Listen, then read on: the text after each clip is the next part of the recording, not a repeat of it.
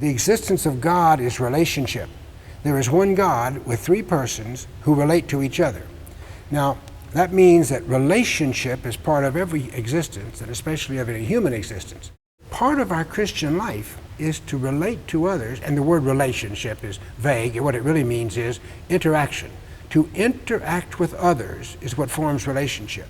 So if we don't interact with others, we're not living a life of relationship, and we're not authentic Christians, we're not even authentic human beings.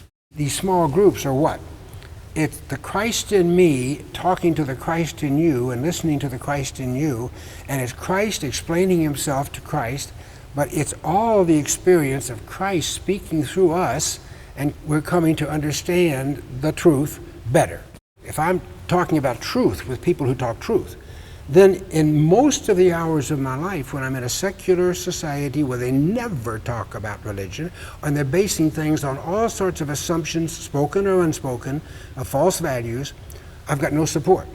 But if I'm integrated into a group, then my faith is getting support, it's becoming explicit.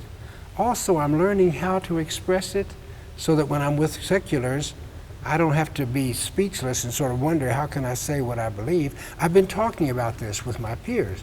So the small groups, they're the things that teach us to deal with people, in ordinary society.